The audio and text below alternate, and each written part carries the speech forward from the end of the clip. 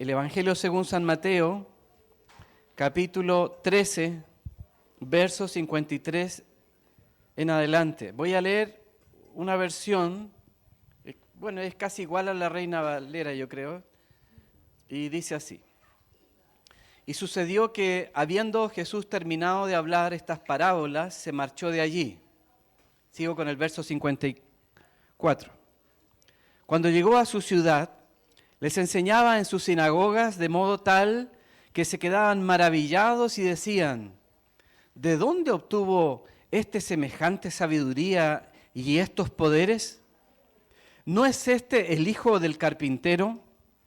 ¿No se llama María, su madre, y sus hermanos Jacob, José, Simón y Judas? He aquí, ¿no están todas sus hermanas con nosotros? ¿De dónde, pues, le vienen a todas estas cosas? Y a causa de él se escandalizaban.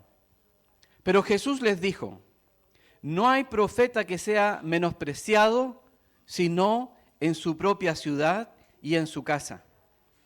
Y debido a la incredulidad de ellos, no hizo muchos milagros allí. Aquí ya estamos teniendo algunas ideas de lo milagroso, de la intervención del milagro dentro de la vida cristiana. El cristianismo es por esencia sobrenatural, el cristianismo no es natural. Pero esta mañana quisiera hablar acerca de lo milagroso, de lo sobrenatural. Y sé que uno puede segmentar esto en milagros, prodigios, señales, sanidades, dones. Voy a hablar en general de lo milagroso como lo sobrenatural. Y aquí vemos que debido a que estas personas que estaban allí no creían, no hubo milagros. Dice sí, igual, no muchos milagros. Eso a mí me anima harto porque igual Dios en contexto donde hay poca fe se las arregla para hacer milagros. Dios es tan bueno que incluso en medios adversos Dios puede hacer milagros.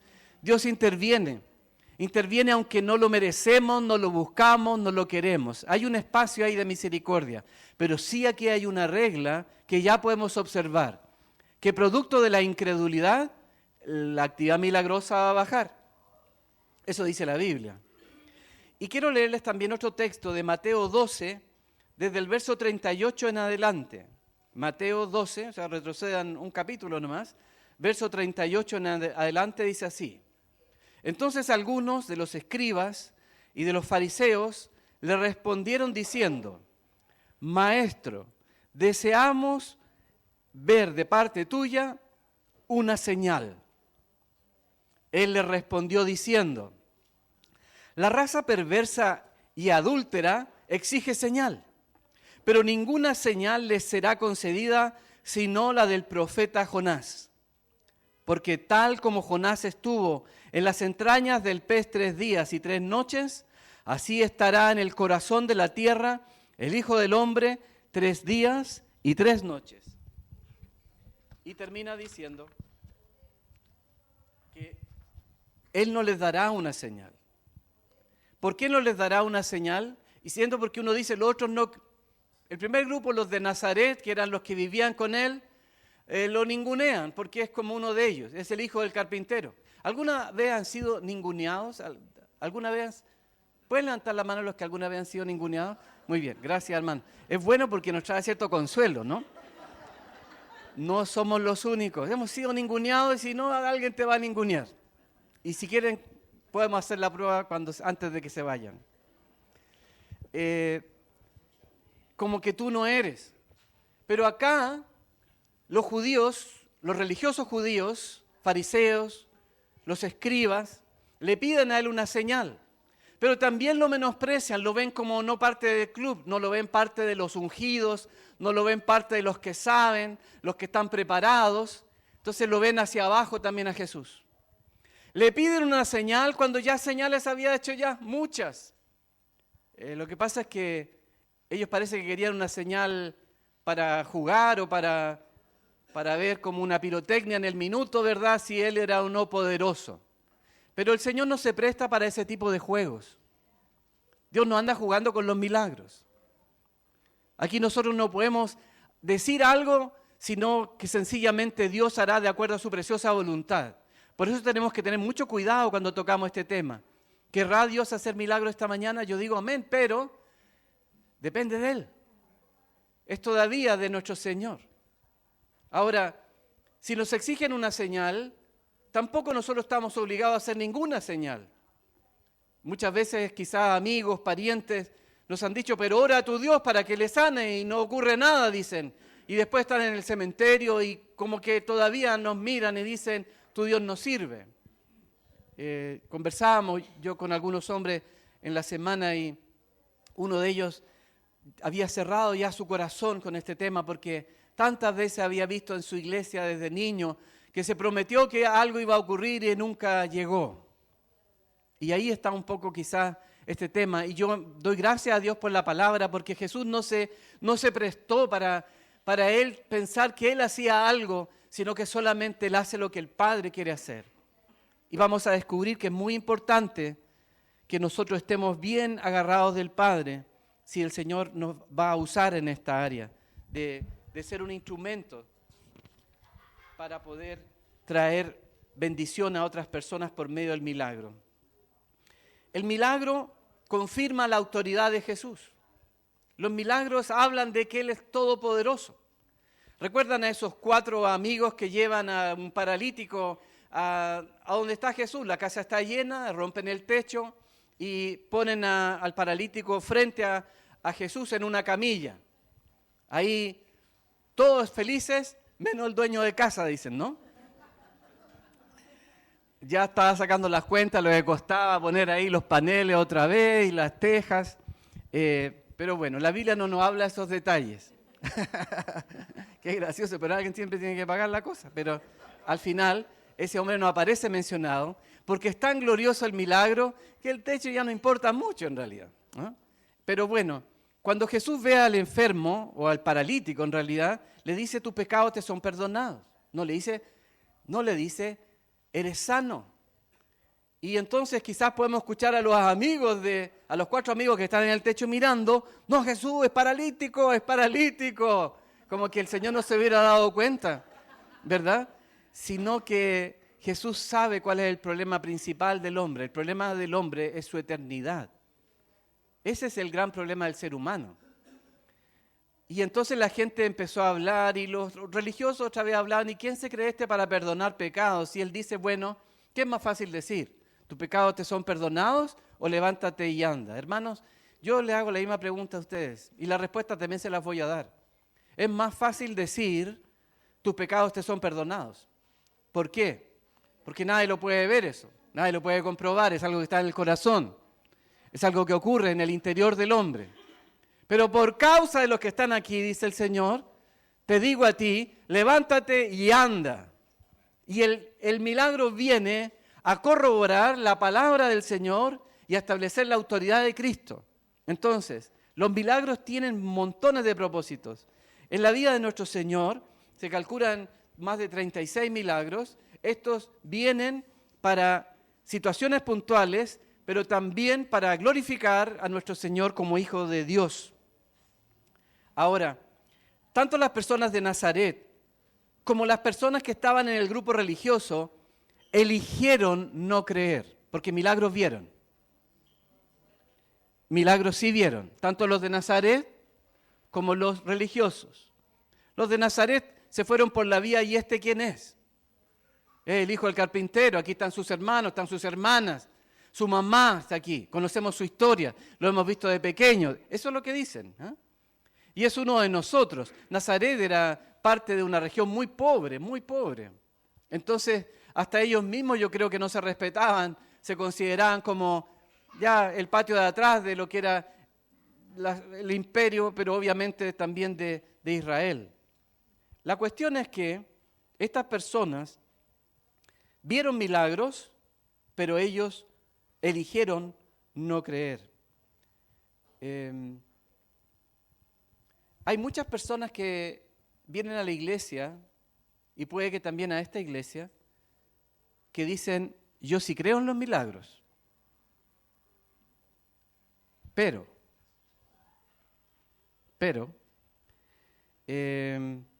como que es algo que ya no sucede mucho, entonces como que no lo espero.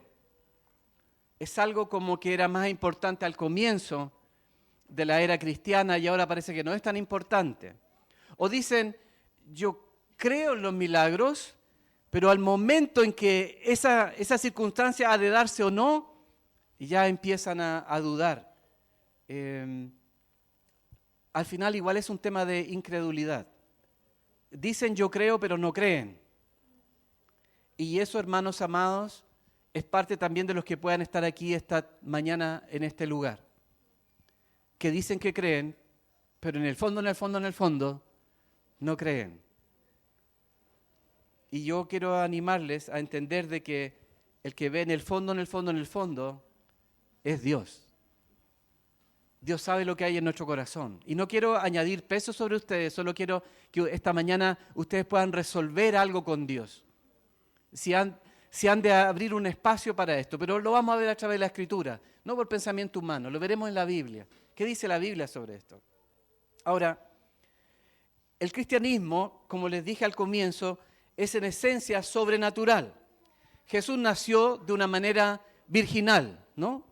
Ahora, algunos dicen de que los milagros ocurrían dentro de gente ignorante, que atribuía cosas sobrenaturales a cosas que eran naturales. Pero pongamos el caso de la Virgen María, que viene el ángel Gabriel, habla con ella. ¿Y qué es lo que va a hacer José? Acuérdense lo que va a hacer José, su prometido. ¿Qué va a hacer José? ¿Qué hace José? Planifica algo, dejarla. ¿Para qué? Para no infamarla. Si se queda, resulta que ella es adúltera o cometió fornicación, lo que correspondía para María era el proceso de lapidación, es decir, la iban a matar por piedras. Entonces lo que hace José, decide para no infamarla, para evitar que ella muera, mire, el noble José igual, se va así en lo oculto para que no tenga peligro María y se va a ir. Y está en su planificación. Y está ahí preparando su maleta, su bolso y su corazón hecho pedazos de José. Pero se le aparece el ángel. Y le dice que lo que va a ocurrir ahora es una obra del Espíritu Santo. Ahora, ¿qué es lo que yo quiero decir? Que no eran gente ignorante. Sabían que una mujer, ¿cómo da a bebé? Yo a veces me encuentro con gente que dice, muchos hombres sobre todo, y ella quedó esperando, como que quedó esperando, y como que algo le pasó, le dije yo. O sea, tuvieron o tienen un bebé, eso es lo que hay que decir. Somos padres ya, va a llegar pronto, pero soy parte de esto. José no era un hombre ignorante, sabía que probablemente María en su mente y en la realidad natural, ella había tenido relaciones con otra persona. Hermanos, entiendan bien lo que estamos hablando. Hasta que aparezca la revelación del ángel, lo que piensa José es que ha habido otro hombre. Pero ahí este gran José, ¿no? que igual la perdona, ya no va a continuar con ella, tiene su plan, es tan amoroso y está dispuesto a partir. Pero ahí aparece el ángel. No es que no se daban cuenta, lo sobrenatural se entendía que era sobrenatural. No estaban atribuyendo a otra cosa, no fue producto de que ella iba caminando y le cayó un poco de polen mientras caminaba bajo el árbol. No, algo ocurrió. Entonces, ¿era natural o sobrenatural? ¿Y saben cuando uno entiende mejor las cosas sobrenaturales? Cuando comprende lo natural. La ciencia afirma y reafirma cada día los milagros. ¿Por qué? Porque mientras más conocemos las leyes naturales, más reconocemos el momento en que se rompen. Si siempre viviéramos milagros, yo diría no se suban a un avión. Pero nos subimos a un avión porque hay leyes naturales que están gobernando en ese momento, leyes que Dios estableció. Pero el milagro ocurre cuando esas normas naturales se rompen. No es normal que una mujer quede concebida por el Espíritu Santo, se rompe. Entonces aquí tenemos la vida de Jesús, su propia vida, lo sobrenatural. Cuando se enfrenta a los demonios, ni siquiera había dicho ni pío y ya vienen los demonios, viene la manifestación. No tengamos miedo, hermanos, si hay manifestaciones de demonios en la iglesia. En realidad casi yo diría, sería algo súper bueno que ocurriera. Ahora, vamos a actuar con prudencia, vamos a llevar a esa persona, a algún grupo de los líderes, vamos a ir a otro lugar, vamos a orar por esa persona, vamos a citarle en la semana para orar por él, vamos a hacerlo en orden.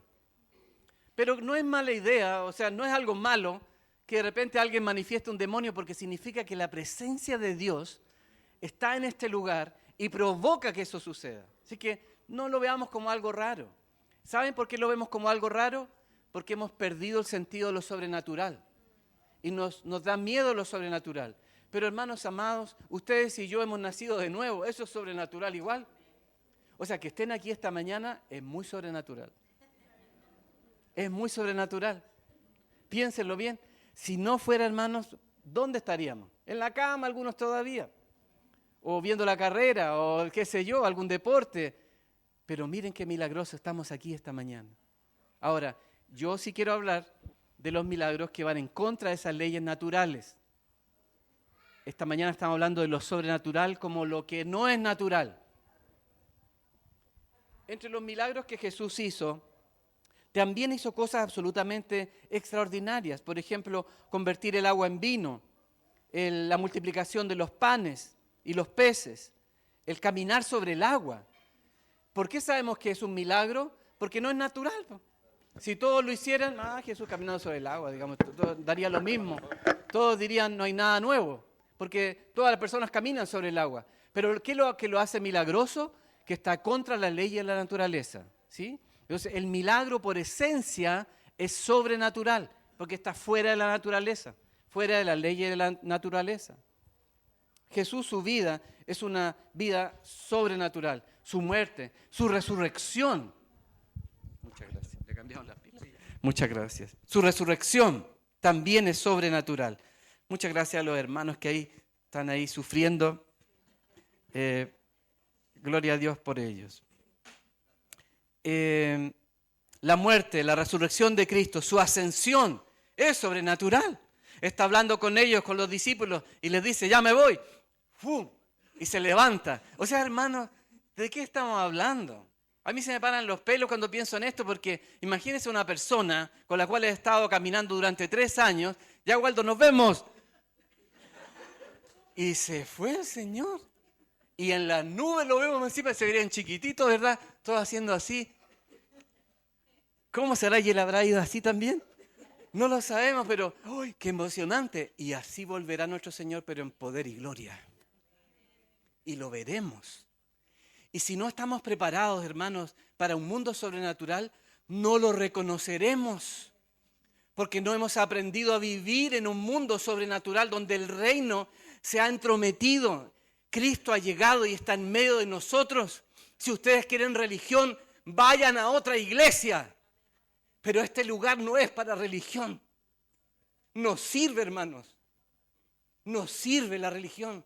¿Saben por qué? Porque la religión es como actuar.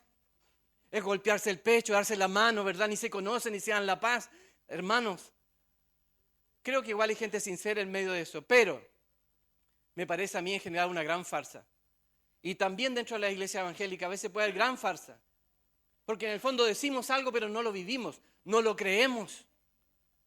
Si Dios no es un Dios que caminó sobre el agua, si no resucitó entre los muertos, y si no ha de venir, hermanos, búsquense otra cosa, no sé, hay Buda y todo lo otro más, quizá hay otras opciones, hagan yoga, métanse con cosas, no tengo idea, hermanos, pero no jueguen aquí.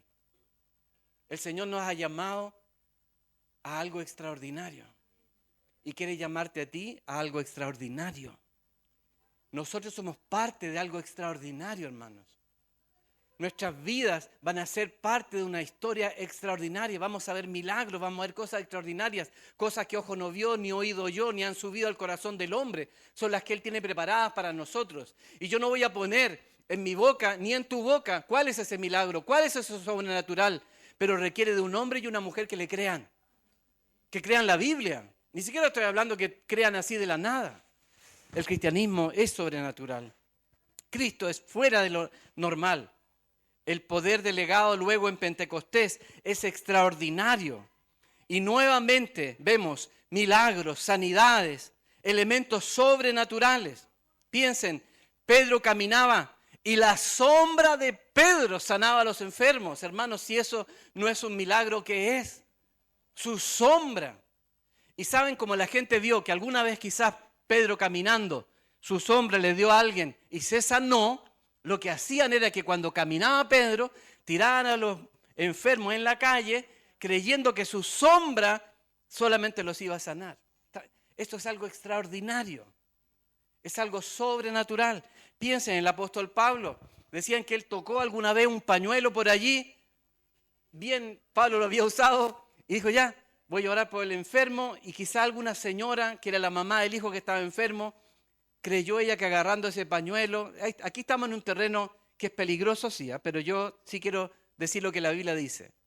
Tomaban prendas del apóstol, ropas de él, del apóstol Pablo, y la llevaban, dice la Escritura, la llevaban a los enfermos y tocaban con eso a los enfermos y los enfermos se sanaban. ¿Sí? Muy bien. Entonces, estamos hablando aquí de algo extraordinario, no es algo normal. Ya vamos a llegar al punto de que, no, pero esto es solamente para los apóstoles, ¿ya? Vamos a llegar ahí. Vamos a llegar ahora, de hecho. Hechos capítulo 2. Hechos capítulo 2. Verso 17. Aquí, hermanos, pónganse cinturón de seguridad porque van a empezar a derribarse los muros de incredulidad. Sucederá, dice, Hechos 2, verso 17. Sucederá en los últimos días, dice Dios. ¿Cuáles son los últimos días, hermano? Porque Pedro está hablando de que está cumpliéndose ya algo. Pedro está convencido que son los últimos días. Hermanos, son los últimos días también para nosotros. La señal del año 48 de que Israel volviera a su tierra es una de las señales más potentes que tiene la historia registrada. Ha significado que todos los teólogos han tenido que volver a reinterpretar y volver a escribir la historia profética. Estamos en momentos cruciales de la vida de la humanidad. Estamos en ese tiempo. Entonces pongan atención. Sucederá. En los últimos días, dice Dios, que derramaré mi espíritu sobre toda carne, sus hijos y sus hijas. Hermanos, ¿es mi versión o yo estoy mal? ¿Dice sus hijos e hijas o dice solo los hijos? Dice hijos e hijas, ¿qué harán? Profetizarán.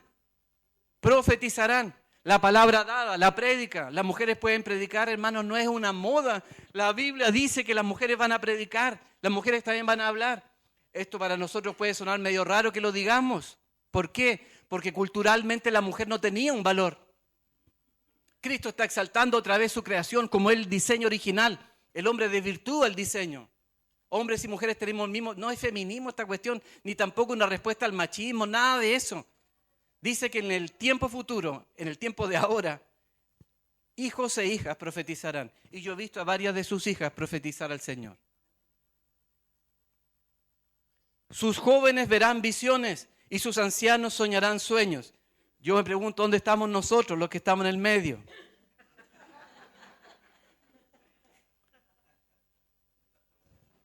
En esos días, dice el verso 18, derramaré mi espíritu sobre, otra vez, mis siervos, ¿y sobre quién?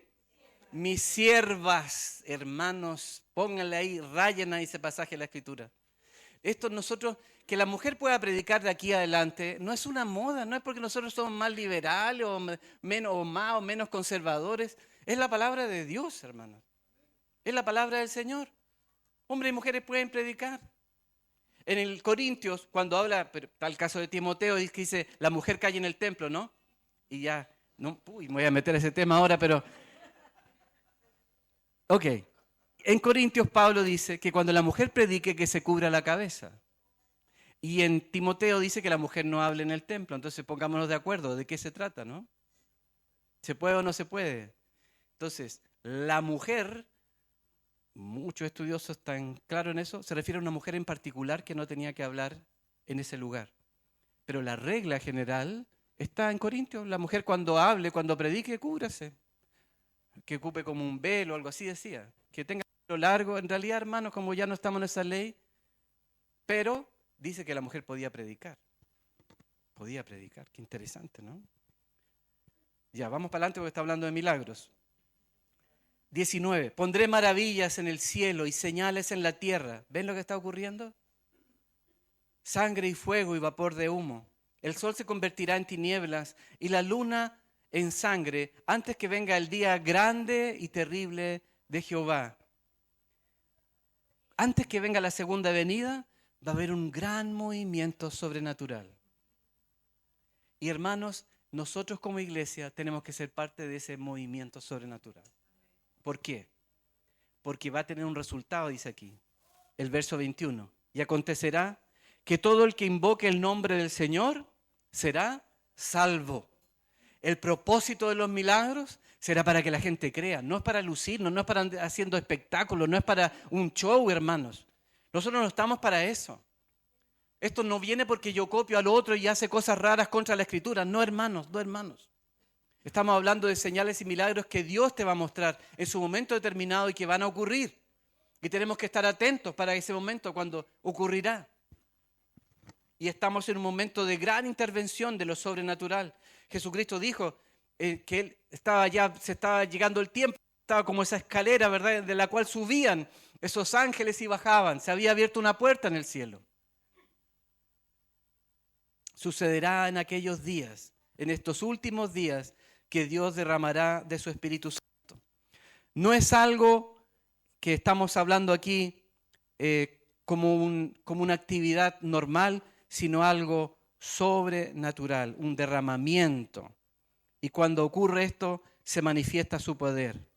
Porque todos los que creemos tenemos el Espíritu Santo, ¿no? Cuando tú te conviertes, tienes el Espíritu Santo dentro de ti.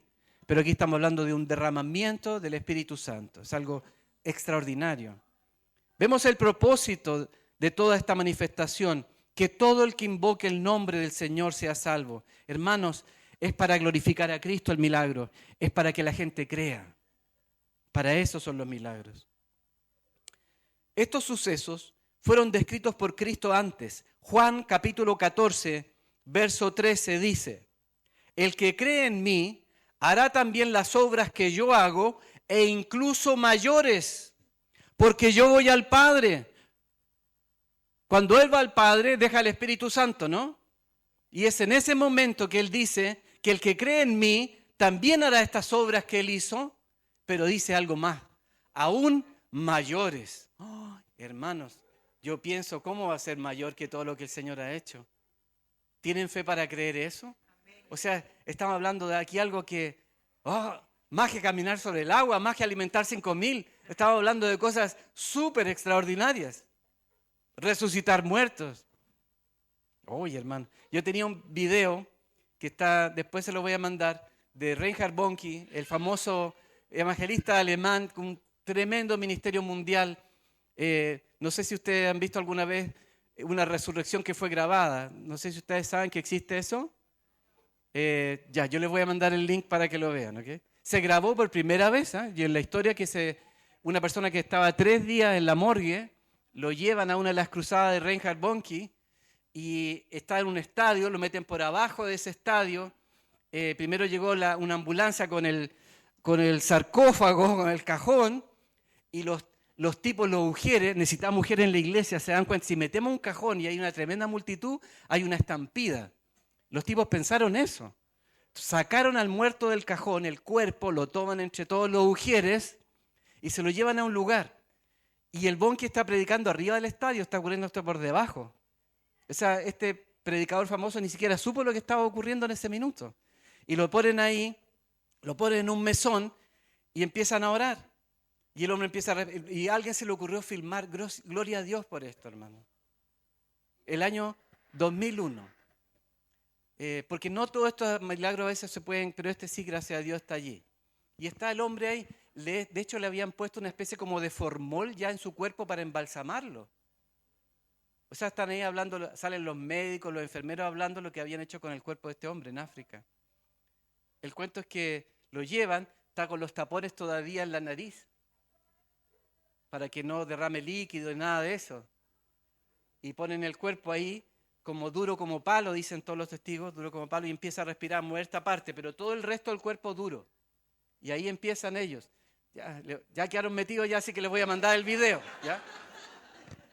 Y después lo ves caminando, es un pastor que tuvo un accidente, y después lo ves caminando y él predicando, maravilloso, maravilloso, maravilloso, ¿ok? Ahí después se los voy a mandar. Y quería mostrárselos para avivar la fe, pero no me va a alcanzar el tiempo. Quiero sí que tengan la palabra es la que nos va a animar, la palabra es la que nos va a guiar a esto. Sucederá en aquellos días. Y dice que Jesús afirma que el que cree en mí hará obras mayores que yo, e incluso mayores que yo, cuando yo me vaya al Padre. O sea que Jesús anunció que algo extraordinario iba a ocurrir cuando Él se fuera, cuando tuviéramos el Espíritu Santo. Y agrega, y todo lo que pidan en mi nombre, lo haré para que el Padre sea glorificado en el Hijo. Todo lo que le pidamos al Señor en su nombre. Y eso vamos a hablar al final para terminar. Entonces, los milagros son un testimonio para los no creyentes, pero también glorifican a Dios. Cada vez que hay un milagro, trae gloria al Señor, trae gloria a Dios. Tenemos un Dios que está sobre las leyes de la naturaleza.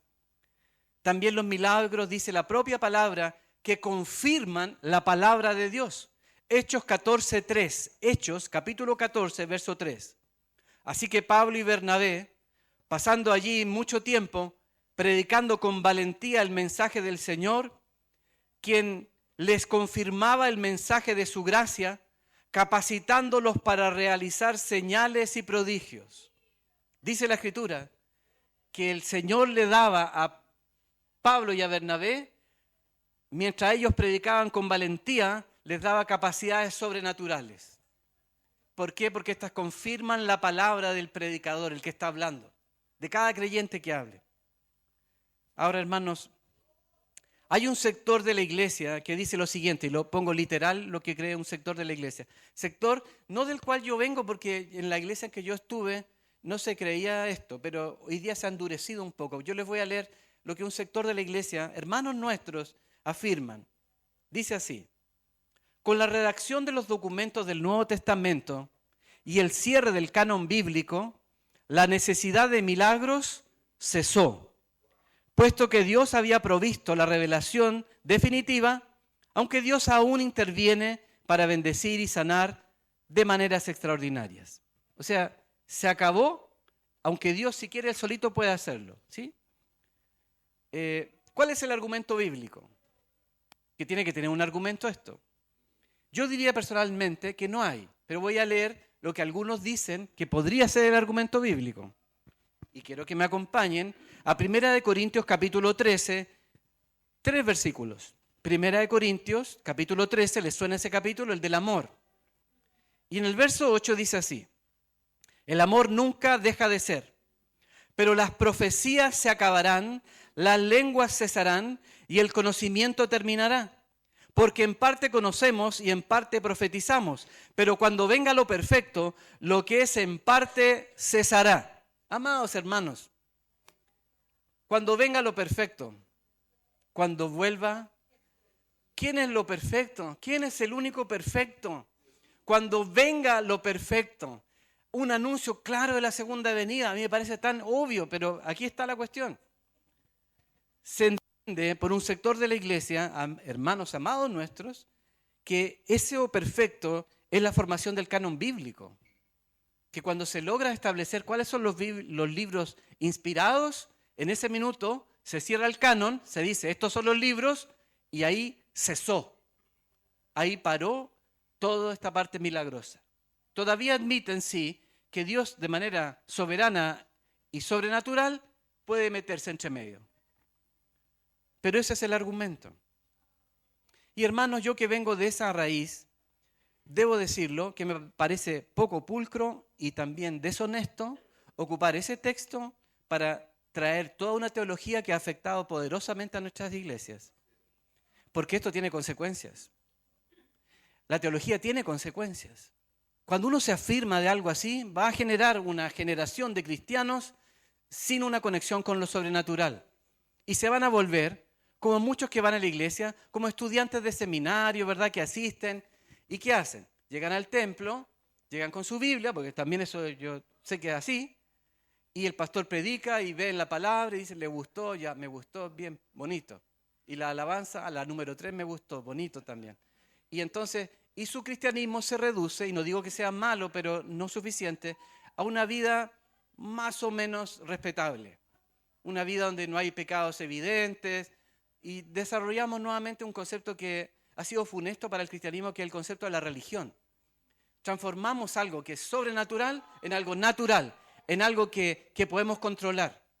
Miren, hay un sector de la iglesia que cree en un Dios soberano, todopoderoso, pero allá, y cada vez que ese Dios soberano se le ocurre meterse aquí, intervenir, cambiar la vida de una persona, cambiar el rumbo de las aguas, cambiar algo que se supone que no hay que cambiarlo, lo cuestionan porque dicen de que Dios no hace eso. Y entonces nos preguntamos, de acuerdo a su palabra, si toda la obra que la iglesia primitiva realizó era solamente para ese tiempo. Si hubiese acabado, yo creo que en varios pasajes de la Escritura habría dicho, saben, y de aquí para adelante, cada uno con su Biblia, dele con todo. Yo creo. Pero los milagros siguieron ocurriendo. No eran solo los apóstoles. Estaban después otros haciendo milagros. Piensen en Felipe el evangelista. Dice que está en Jerusalén. Y de repente, ¿vieron alguna vez ustedes la revista Mampato? Algunos son viejos, yo alguna vez. Un primo mío tenía la colección, yo me llevaba sus libros para leerlos en la casa. El Mampato tenía un cinto espacio-temporal, que era un cinturón por el cual él viajaba en el tiempo. Y entonces yo creo que algo así hizo Felipe. O sea, imagínense, está aquí ahora. Y pongamos otro lugar físico, no sé, vámonos para Ritoque, que ayer estuve un tiempo bonito en Ritoque. Entonces ya, chao chicos, nos vemos. Cero taco, que la rotonda de Concón, ¡pah! Allá en Ritoque, en medio de la playa. Y entonces alguien dirá, no, porque eso es algo simbólico que está diciendo la Biblia. No, es algo figurativo que está diciendo la Biblia. Pero resulta que había otro señor, un eunuco, un hombre de Etiopía, que se convierte. Y es considerado el padre del cristianismo en la iglesia de Etiopía actualmente. Entonces, ¿de qué estamos hablando? Cuando nosotros le queremos sacar este elemento, vamos a terminar con una religión. Y yo digo, vamos a escoger no creer. Ese es el drama. Vamos a escoger no creer. Vamos a escoger que no resulta. Porque en la duda vamos a dudar. Y entonces vamos a pensar, no, ¿para qué vamos a ir a orar? Si debe ser que Dios ya lo determinó, entonces dejémoslo que se siga enfermando y se muera nomás. ¿Verdad? Porque va a generar en nosotros pasividad. ¿Para qué voy a orar? ¿Para qué voy a pedir un milagro? ¿Para qué si no ocurren? Eso es lo que va a generar en la iglesia.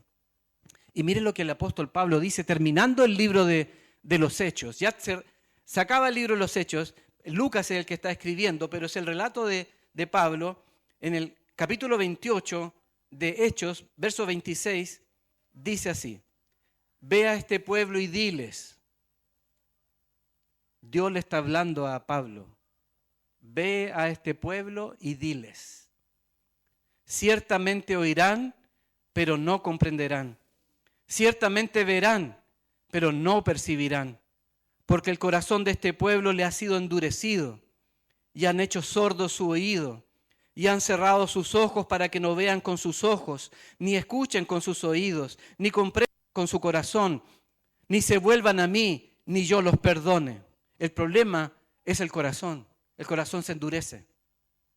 Hermanos, que no se les endurezca el corazón. Yo sé, hermanos, cuánto hemos pedido por cosas que no ocurrieron. Recuerdo la semana pasada que nos visitó nuestro amigo Ignacio, ¿no? Que mide casi 2 metros. Hemos estado con él orando, muy lindo hermano. Y estuvo aquí la semana pasada.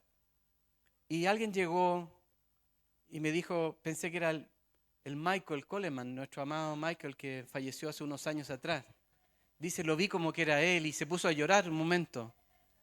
Hemos pedido a Dios cosas que la respuesta ha sido no. Pero una respuesta no de Dios no significa que no hay milagros. Sencillamente ese no. Pero hemos de ir buscando al Señor, hermanos. Y yo quiero que después darle un poco la clave de cuándo oramos realmente por un milagro. Porque la Biblia también nos orienta en esto. Pero quiero decir que el problema es el problema del corazón del hombre. Las señales son la evidencia del mensaje. es la evidencia de que el reino de Dios ha llegado. Jesús dijo, Lucas 11:20, si yo expulso a los demonios por el Espíritu de Dios, entonces el reino de Dios ha llegado a vosotros. El reino de Dios ha llegado a vosotros. ¿Y cuál es la evidencia? Que los que están endemoniados son liberados. Hermanos, el reino de Dios sigue en medio de nosotros. Sigue en medio de nosotros. Los milagros, las señales, las sanidades son evidencias de la autoridad de Dios. Son para glorificar a Dios. Son para que la gente que no sea cristiana crea. Lucas 20:30-31. Jesús hizo muchas otras señales, pero estas se han escrito para que creáis que Jesús es el Mesías, el Hijo de Dios, y para que creyendo tengáis vida en su nombre. Incluso los milagros se escribieron que la gente iba a dudar en el tiempo. Ah, no, si en realidad no fueron 5,000, fueron 2,000. No, después vino otro, pasó el día. No, si eran como 100 nomás me contaron. Creo después, no, si eran los apóstoles, estaban los 12 nomás y entre ellos ahí algo se engrupieron nomás y no fue. Quedó escrito. Esto es muy importante porque ustedes han de saber que cuando se escribieron los evangelios eran los tiempos en que la gente estaba, los protagonistas estaban ahí. Eso significa que cuando la palabra empezó a correr, podrían haber dicho, no es verdad. Pero nadie dijo que no era verdad. Qué poderoso, ¿no? Entonces, los milagros dan fe a algunas personas.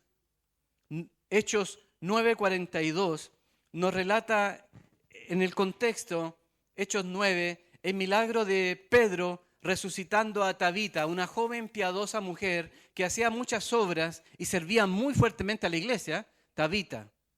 Y Tabita se enfermó y falleció. Y llaman a Pedro para que hiciera algo, imagínense. O sea, la gente creía que podía ocurrir un milagro. Sino, ¿para qué llamar a Pedro, hermanos? ¿Para qué Pedro va a la habitación donde está el cuerpo de Tabita?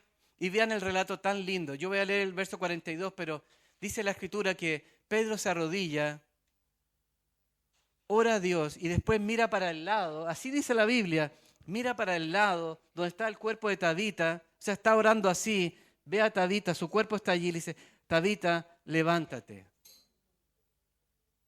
Y Tabita vuelve a la vida. ¿Dónde habrá aprendido Pedro eso de levántate? ¿A quién habrá escuchado antes de que hacía eso? ¿Y no será que las obras que nosotros vamos a hacer incluso son mayores, dice la Escritura, que la que nuestro Señor ha hecho? Y aquí está Pedro, ni siquiera alzó la voz. Está de rodillas, la mira, le dice, levántate. Estaba haciendo un espacio para que Dios se moviera, hermanos. Y dice en el verso 42, cuando Pedro resucita a esta mujer, Tabita, levántate. Y déjenme leer el verso 42. Y esto fue conocido en toda la ciudad, por lo cual muchos creyeron en nuestro Señor. Cuando Pedro hace este milagro, dice la Escritura, que mucha gente creyó. Ese es el objetivo, que muchos puedan conocer a nuestro Dios. Es nuestro privilegio, pero es el propósito de los milagros. Entonces vemos, los elementos sobrenaturales son esenciales para nosotros, porque somos parte de un cristianismo sobrenatural. Hermanos, yo tenía una frase que se la di a la Animic el otro día cuando trato no... Bueno, aquí nuestra confidencia. Yo trato de no hablarle a la Animic cuando estoy haciendo una prédica porque tengo una señora muy inteligente que ha estudiado teología. Entonces, de repente quiere ayudarme y yo como que la miro y yo sigo, me tengo que encerrar. Tengo que sufrir los sermones. Así que no le cuento cuando está bien armado, ahí yo le digo a la Animic. Ahí cuando ya está la cuestión a punto de la guinda, ahí le aviso. Entonces yo le dije una frase que yo creo que es de Dios para ustedes y para mí. No pongamos nuestra esperanza en los milagros. Miren bien, escuchen bien. No pongan su esperanza en los milagros, pero no pierdan la esperanza de que Dios pueda hacer un milagro en tu vida. No pongan su esperanza en esto, pero no pierdan la esperanza en que Dios sí puede hacer un milagro. Sí puede, hermanos. Sí puede.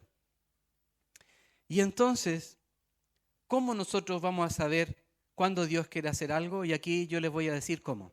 Jesús modeló esto. Jesús decía, nada de lo que yo hago sin la autorización del Padre. Todo lo que yo hago lo hago mirando a mi Señor, a mi Padre.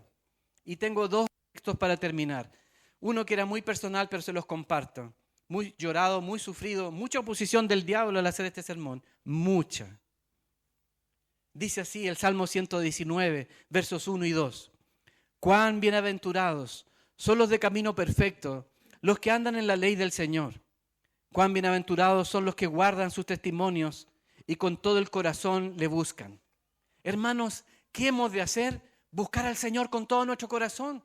Ser parte de esos bienaventurados que están aferrados a Cristo Jesús y buscamos en su palabra, nos deleitamos en ella, seguimos leyéndola, que las palabras inspiradas por nuestro Dios lleguen a nuestro corazón y que las vivamos, que nos hagamos uno con el libro, que hagamos uno con el Espíritu Santo, ¿verdad? La Biblia es inspirada por el Espíritu Santo, perfecta, toda ella nos deleita, deleitémonos en la palabra. Y Jesús dice en Juan 15, 4, permaneced en mí y yo en ustedes, como el sarmiento no puede dar fruto por sí mismo si no permanece en la vid, así tampoco ustedes si no permanecen en mí. Y aquí viene la declaración famosa. Yo soy la vid, ustedes los sarmientos. Dicen algunas versiones los pámpanos también, ¿no? Y el que permanece en mí y yo en él, este da mucho fruto, porque separados de mí, nada puedes hacer, nada puedes hacer. Entonces la clave es la comunión y la intimidad con nuestro Señor, porque con Él sí podemos, hermanos, mantenernos en esa intimidad con Dios. A veces queremos un milagro, pero andamos en emergencia, ¿verdad? Andamos en la periferia del cristianismo, con un pie en el mundo, un pie en la iglesia, jugando el baile del diablo y el baile del Señor. Si nuestra vida es eso, probablemente no ocurra nada. O Dios no te usa a ti para que ocurra algo. Pero ¿cómo entonces? Si permanecen en mí, verso 7, y mis palabras permanecen en ustedes, y aquí viene, pidan lo que quieran y les será hecho. Ahí está. Ahí está la piedra angular de esto. El edificio se sostiene en Cristo Jesús. Si Cristo no está en esto, hermanos, no, milagros no. A veces lo que hay son falsificaciones, abuso de la gente. A veces lo que hay es control, manipulación. A veces hay otros intereses económicos, intereses de poder, intereses humanos. Y puede que confunda a algunos y desanime a otros, pero no estoy hablando de eso, estoy hablando de algo genuino. Y eso genuino viene de la intimidad con el Señor, cuando vivimos la palabra. Cuando leía el Salmo 119:1 y dice, bienaventurado el que es perfecto en ti, yo decía, Señor, ya no estoy, parece, en el grupo. Como que me autoexcluyo con mucha facilidad, no tengo drama en decir, yo no estoy en este versículo, pero el Señor dice que si yo estoy en Él, estoy perfecto en Él. Que Él me ha cubierto, que Él me ha perdonado, que Él me ha lavado, que Él me tiene un lugar allá, que mi vida ante sus ojos es perfecta. Que lo que yo necesito cada día es lavarme los pies como Él hizo con los discípulos para el pecado diario, entregarlo a Él y nuestras pasiones, nuestras bajezas. Pero luego de hallado ese perdón, hermanos, metámonos y deleitémonos en la palabra del Señor y permitamos que el Espíritu Santo nos use para su mayor gloria. Recuerdo uno de mis hijos, por si acaso, mi hijo menor, Mati, hoy hizo su primera prédica en el Cairo, en Egipto. Ahí comparto la foto, mi chochería, aparece con un traductor al lado, él predicando. Pero recuerdo a otro de los niños, al David, que iba del colegio al club de ajedrez. No estoy hablando de gente que nos dejemos llevar por las emociones. A veces uno piensa que son emocionales. Ni mi señora ni yo lo somos.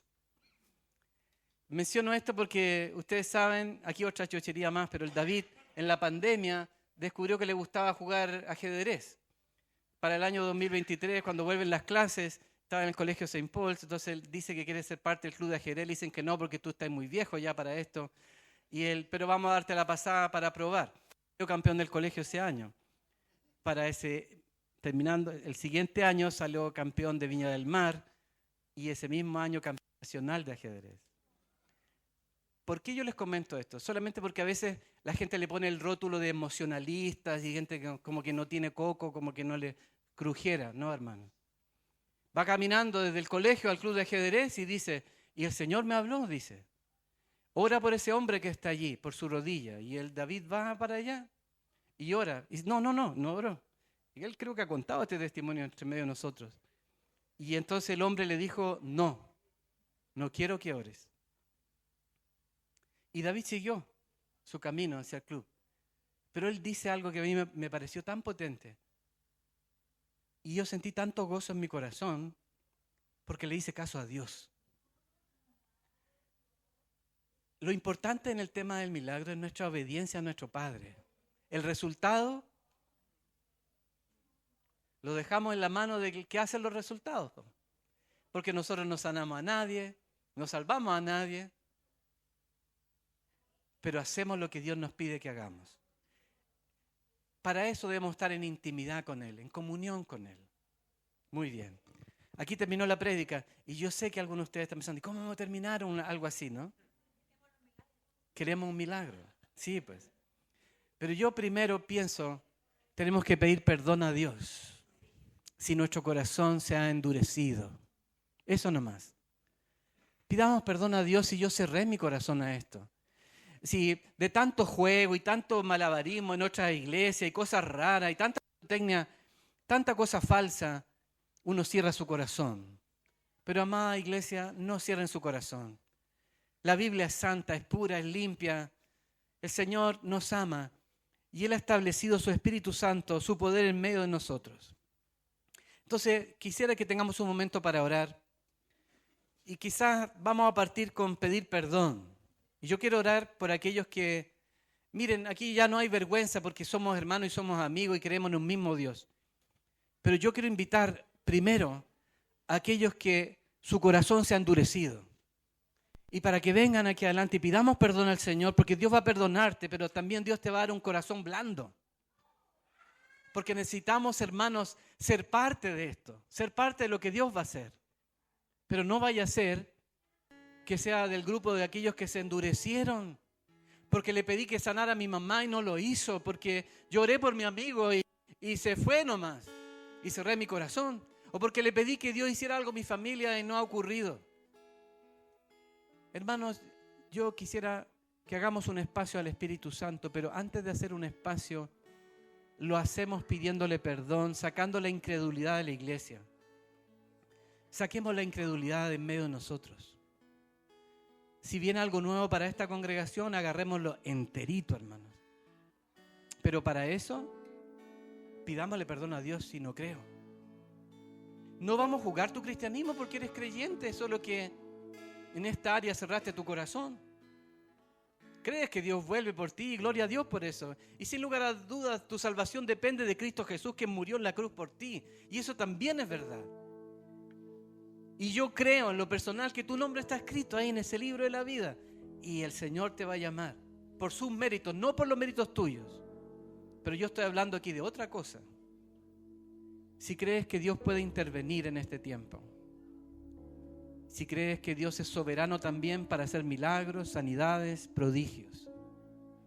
Y quizás con tu cabeza digas que sí, pero tu corazón no. Se cerró. Hay incredulidad. Y aquí, acuérdense, que el que conoce lo profundo del corazón es Dios. Entonces deja que Dios te examine. Aquí no es que yo me basuré solo. No.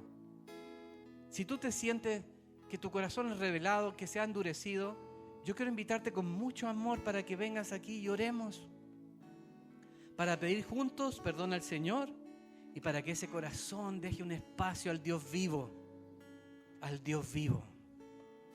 Entonces,